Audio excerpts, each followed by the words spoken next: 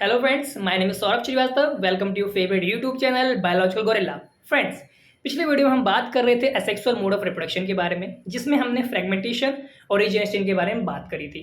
Fragmentation का मतलब होता है, जैसे कि एग्जांपल देखा था हमने स्पायरोगेरा। स्पायरोगेरा जब टुकड़ों में टूट जाता है और हर टुकड़े से एक नया स्पायरोगेरा बन जाता है, तो उसको बोलते हैं फ्रेगमेंटेशन। रीजनरेशन में क्या होता है? रीजनरेशन में लिखा था हमने any organism somehow cut into pieces. कोई भी ऑर्गेनिज्म समहाउ मतलब एक्सीडेंटली बाय चांस कुछ पीसेस में कट हो गया, तो फिर उन पीसेस से एक नया ऑर्गेनिज्म बन जाता है।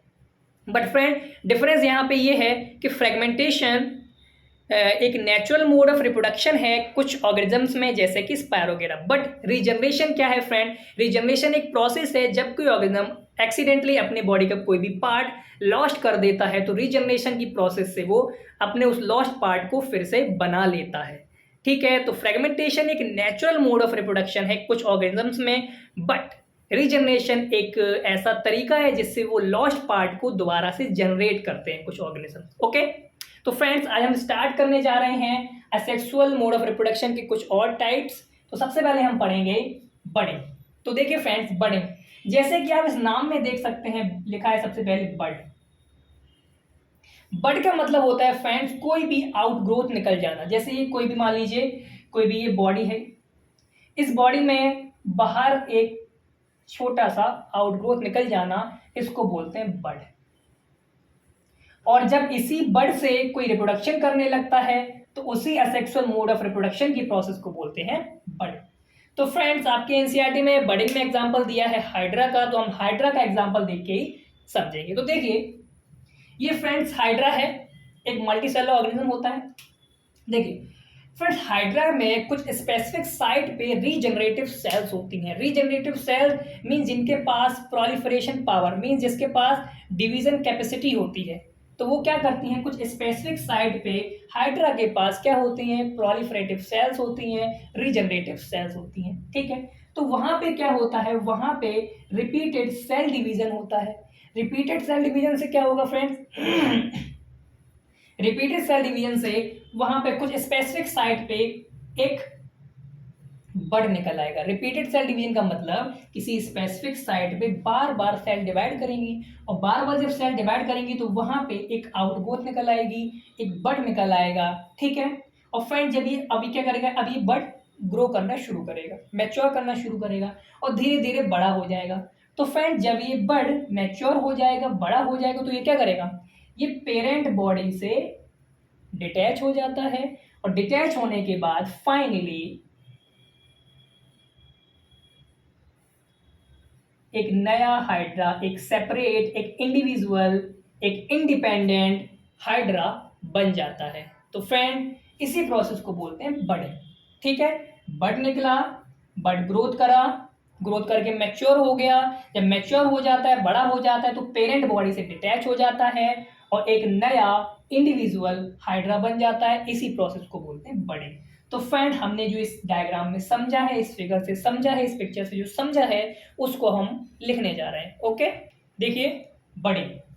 Organism such as hydra use regenerative cell for reproduction. तो हाइड्रा के पास क्या होती है, कुछ रीजनरेटिव सेल होती हैं। रीजनरेटिव मतलब जो रीजनरेट कर जाएं, दोबारा से जनरेट कर जाएं। ठीक है, फॉर रिप्रोडक्शन, रिप्रोडक्शन के लिए क्या यूज करती हैं, रीजनरेटिव सेल्स यूज करती हैं in the process of budding, budding की प्रोसेस में। ठीक है, in hydra a bud develops as an outgrowth. ठीक है, जैसा कि हमने अभी फिगर में देखा था, develop as an outgrowth due to repeated cell division at one specific site. Friend, ये जो रीजनरेटिव सेल्स होती हैं, क्या ये देखा था हमने अभी फिगर में, किसी स्पेसिफिक साइट पे होती हैं। तो उसी स्पेसिफिक साइट में क्या होता है, एक बड डेवलप कर जाता है। कैसे? एज एन आउटग्रोथ की तरह, जैसा कि हमने फिगर में देखा था, due to repeated cell division. Repeated cell division होता है, किनका रिपीटेड सेल डिवीजन होता है, रीजनरेटिव सेल्स का। रीजनरेटिव सेल्स का रिपीटेड डिवीजन होता है एट वन स्पेसिफिक साइट, किसी स्पेसिफिक साइट पे होता है। जैसे हमने वहां पे देखा था, नीचे की तरफ से बर्ड निकल रहे थे ना, तो वही specific site. These bird develops into tiny individuals. और ये बर्ड्स क्या करते हैं फ्रेंड्स, छोटे छोटे इंडिविजुअल्स में डेवलप हो जाते हैं। ठीक है, एंड व्हेन फुल्ली मैच्योर, और जब ये डेवलप करके मैच्योर हो जाते हैं, बड़े हो जाते हैं, डिटैच फ्रॉम पेरेंट बॉडी, फिर क्या करते हैं, ये पेरेंट बॉडी से अलग हो जाते हैं, डिटैच हो जाते हैं and become a new independent individual. और फाइनली क्या होगा, एक ये इंडिपेंडेंट इंडिविजुअल, एक नया हाइड्रा बन जाता है। इसी प्रोसेस को बोलते हैं बड़े। ओके फ्रेंड्स, अब हम पढ़ने जा रहे हैं एक और एसेक्सुअल मोड ऑफ रिप्रोडक्शन जिसका नाम है स्पोर फॉर्मेशन। बट फ्रेंड, इसको पढ़ने से पहले एक बात बताइए, सपोज जैसे आप ब्रेड लेके आते हैं घर पे, तो आपने ब्रेड के पैकेट खोला, उसमें से आपने एक दो ब्रेड खा ली, आपने उसको फिर खाने के बाद बची हुई जो ब्रेड है उसको फ्रिज में रख दिया, ठीक है। फिर क्या हुआ, अगले दिन आपने फिर से वो ब्रेड फ्रिज से निकाली, उसमें से फिर से दो ब्रेड खा ली, बट अगले दिन क्या हुआ, आप उस ब्रेड को वापस से फ्रिज में रखना भूल जाते हैं, बाहर रखा छोड़ देते हैं, खुला पैकेट है। तो क्या होता है, आप देखते हैं कुछ घंटों में या अगले दिन देखते हैं आप, उसमें क्या होता है, एक ब्लैक ब्लैक एक वाइट वाइट सब कुछ जम जाता है। तो बोलते हैं कि ब्रेड में फंगस लग गया है, ब्रेड सड़ गई है, फफूंदी लग गई है। तो फ्रेंड, ये सब क्या होता है, वो क्या जम जाता है उस पर, ऐसा क्यों होता है, ये सब चीज़ों का जवाब आपको मिलेगा स्पोर फॉर्मेशन पढ़ के। तो देखते हैं। तो फ्रेंड, जो आप ब्लैक ब्लैक देखते हैं ब्रेड पे, वो होता है एक फंगस जिसका नाम है राइजोपस, जिसका डायग्राम आपके सामने है। बट होता क्या है, देखिए फ्रेंड, इस राइजोपस को ग्रो करने के लिए चाहिए warm and moist environment. Warm and moist environment चाहिए। होता क्या है, जब तक ब्रेड हमारी फ्रिज में है तो वहां पे टेम्परेचर रहता है कूल। तो वहां का टेम्परेचर क्या है, फ्रिज में हम रखते हैं चीजें ठंडी रहे, तो वहां का टेम्परेचर कूल होता है।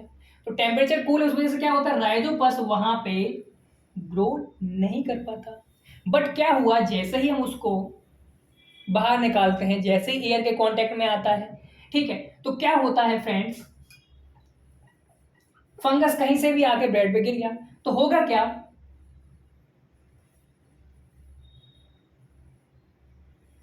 जैसे ब्रेड है तो इसमें मान लो एक छोटा सा राइजोपस है यहाँ पे पहले से, ठीक।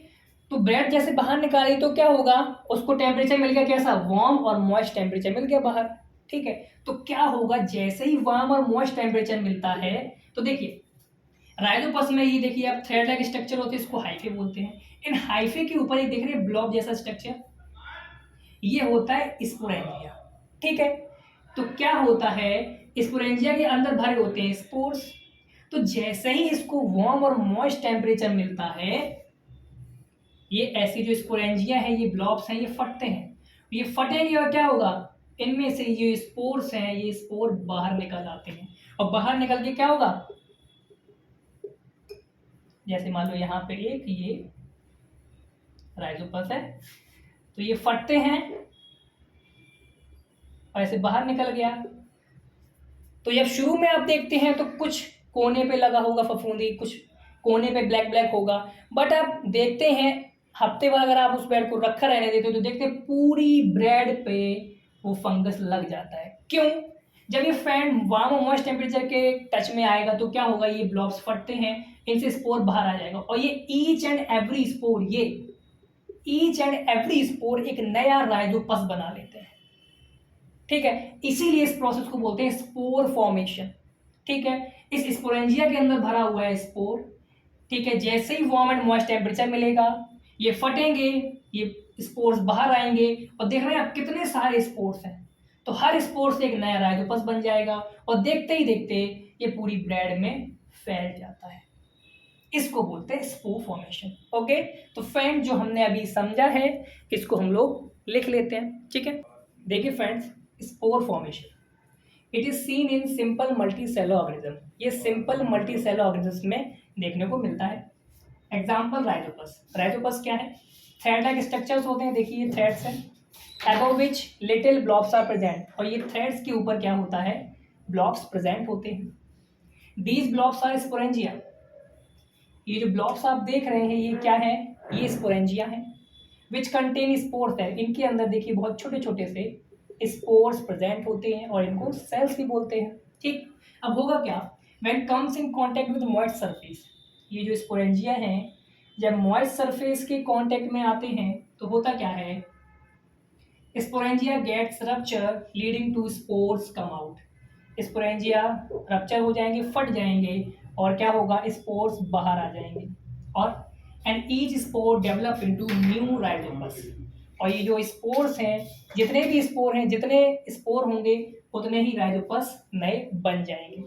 ठीक है, राइजोपस का दूसरा नाम है ब्रेड मोल्ड, क्योंकि ये ब्रेड पे डेवलप करता है इसलिए इसको ब्रेड मोल्ड भी बोलते हैं। ओके, तो फ्रेंड्स ये है स्पोर फॉर्मेशन।